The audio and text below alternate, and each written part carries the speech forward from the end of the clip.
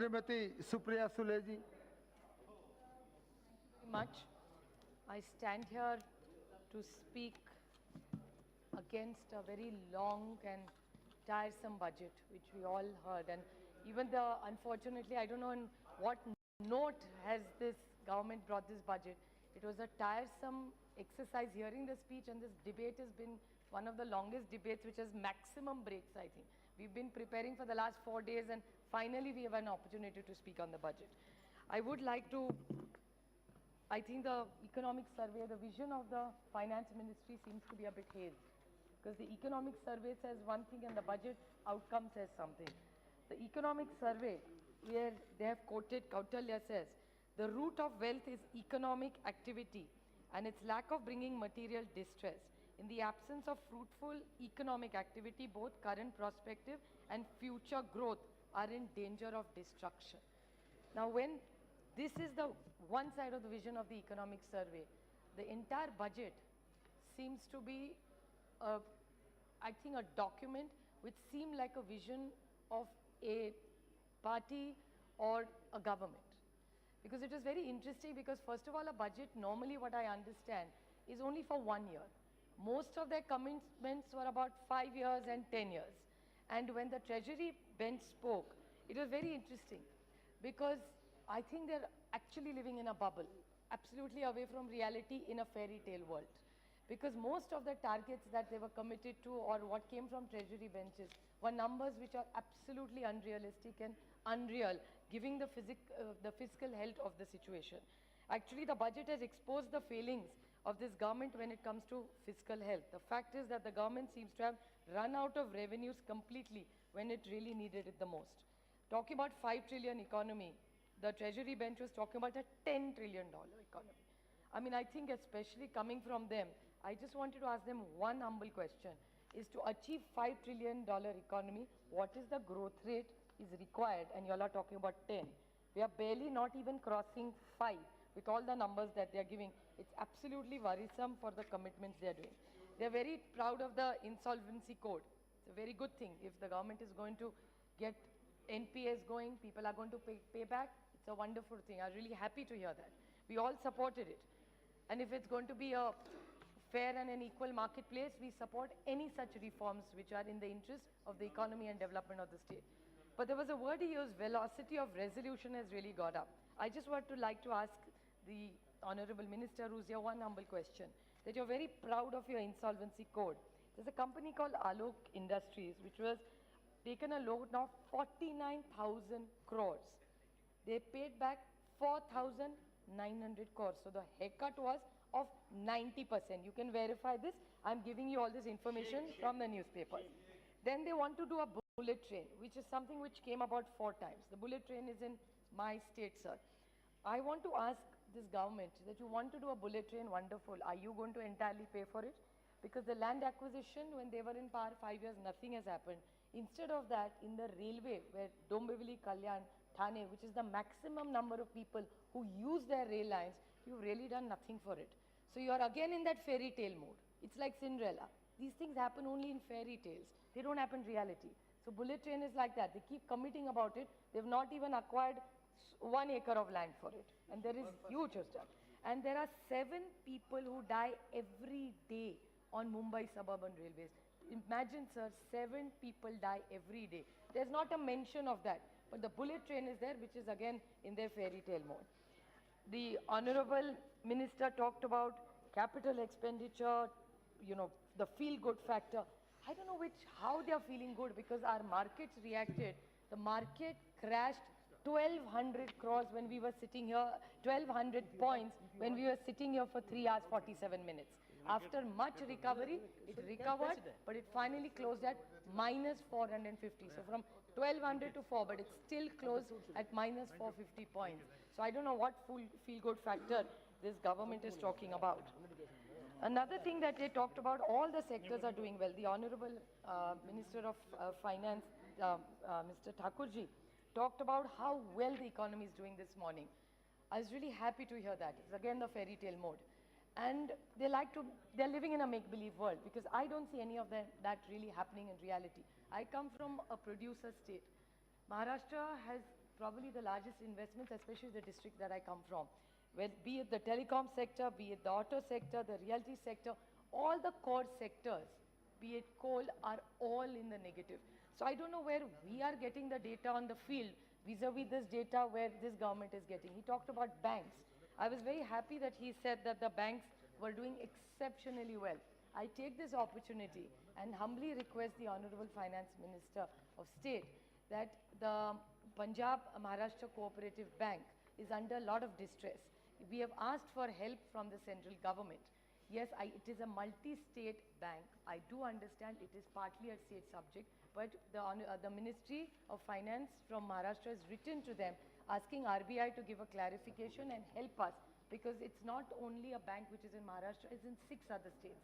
So would the Honorable Minister in his reply give a clear-cut reddish, because we are willing to help, but I think this is not about you versus us. It's about you and us helping the poor depositors of the PMC Bank in Maharashtra who really are under distress. And this is hard-earned money which people are losing, and nobody is really at fault. Nor are you at fault, nor are we at fault. It's the system that was faulty which needed change. So I would urge and take this opportunity to ask him to give us some help. Talking about all the sectors that he was talking so well, be it CREDAI, being SIM, these are all agencies which work pan-India for the auto sector, the telecom sector, all kind of sectors. Each one has reacted negatively. I'll give you little data, sir, to share with you. The GDP which this government has extended at 12% is not growing more than 8.5%. The fiscal deficit, 3.5, was expected, now is almost at 3.8, we don't know where it's going to go. The estimated net tax revenue was 1,649,582 crores, is actually now only at 1,504,587 crores. The disinvestment target, this is a very important target, sir. They are looking at selling LIC, Air India, God knows how many things. The disinvestment target was at 1,05,000 crores. Their yield is only at 65,000. So they have not reached more than 60% anywhere. The government spending is, despite the borrowing of 63,086 crores, they have reached only right now, it should have been 27,86,379 crores. The gross tax revenues, there is a huge lot. The numbers are 3 lakh crores. He'll have to verify what really the number is. I still like to quote Shri Arunji, who I remember clearly here. It's unfortunate that he's with us no more. Sir, he came up with the FRBM Act. Now, what was the FRBM Act? It was not just for the country, but it was even for the states. And the intent was exceptionally good of the government.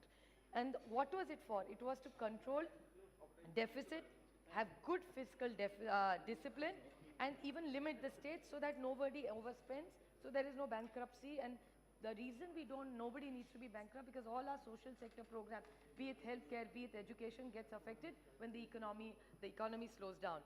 So in this, what has been done in the FRBM Act, I still remember Shri Arunji speaking from here. In 2014, he said that the fiscal deficit has to stay between not more than 3.2 and always lesser than 3.2. In your government, it has reached 3.8, it's always probably going to reach 4. And you're using the act. Now, why are you using this act? To bring it, because that commitment was 3.4. If you disagree, I'm happy to listen to you in your reply. And it would reassure us if that's not the case. I'll be more than happy to know that that's not the case. But the whole debt structure looks really very worrisome. So one last point about the farmers. I have a lot of points, but I'll try and finish as soon as I can. So just 2 minutes.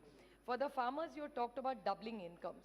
Now in 2 years, how are you going to?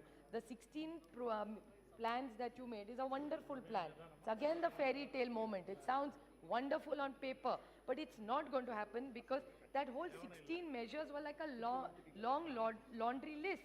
There was only wishes and intentions. And I'd like to highlight one point out of it. They talked about solar. The intention is exceptionally good. But in solar, just to bring to the notice of the Honorable Minister, 92% of solar modules come from China. Now this Make in India business, I don't know where it's headed, but 92% comes from China. The PV model part of the solar, 20% tax, and you have capped imports. So imports are capped, the taxation is gone up, you have disrupted the whole thing. The policy has changed, and that's the sentiment India's going through this difficulty. The service tax now has become 18% and the goods tax 10%. So there's a gap of 8,000 crores of people who have already invested in the solar business. Now, who is going to pay this 8,000? States cannot afford to pay it. You're not willing to pay it. So this is the sentiment of this country. There's continuous disruption of policies. And that's what the problem of this entire scheme of things is.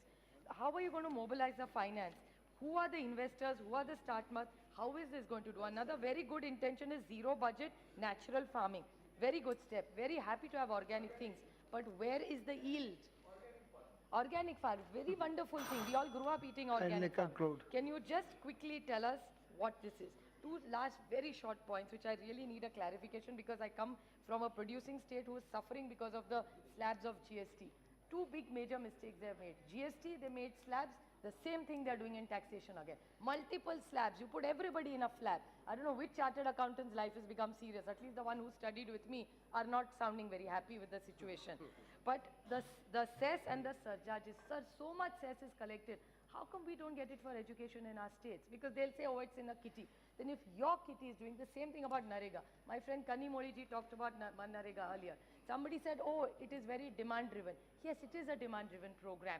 But the Labour Ministry had recommended the increase. If your economy is doing well, you have so much money, your banks are doing well, then why don't you increase it to 375 rupees, which is the recommendation of the Labour Department. Thank you, Supriya ji. So last, only one last point. I won't go into this. No, don't give it to me. I have objection to that. Just two state points, sir, because I come from a state which needs answers to this. The 15th Finance Commission, Maharashtra has been deprived by 0.69% cut has come. Why? What is the reason? In the 14th Commission, they said it will be population. Whichever state manages population well, we will give them an incentive. What does the 15th Finance Commission says? It is density driven. So when we are controlling population, it is ghate ka dhanda ho gaya na. Ek baar aap kuch says, again the disruption of this. 70 points, and we fit them all. So we should have not listened to all the recommendations. Thank you, madam. Last point, just two things. It's a very serious matter. So last 2 points. One is between this cess, centered sponsored schemes. The states, like my state, is 5% less for midday meal program, and because of 13% cut on major because of this commission issues that my state is suffering. And GST, I saw Jayant Sinha ji speaking exceptionally well in GST. I'm so happy we are doing well in GST. Please give us our 15,000 crores. We will also say the same thing. My state has not got any of the monies which is us. Now they've given us little amount of money, and now they're saying we will only give it in two parts. So if the money surplus is sitting here, the banks are doing well, economy is doing well, whole fairy tale life is going lovely on that side of the nation, please give it to this side of the nation also. I just urge this government to wake up, sir. They have to target the disinvestments are not doing. The economy needs revival. You need to accelerate growth. Look into the fiscal development. Promote private investments. And the sentiment of fear. I'm not saying fear only of speech, but there is a general sentiment in this country, and don't blame it on the other countries. Thank you. We Thank can you work very on much. ourselves. If you don't take disruptive decisions, things can go well. And if you can't do it, there are a lot of good people in this country who are happy to help you. I'm sure the sense of this house, in the larger interest of the nation, we don't want a defunct Thank you. economy. We will help you. Please take some suggestions. Sri Dayanidhi Maran ji.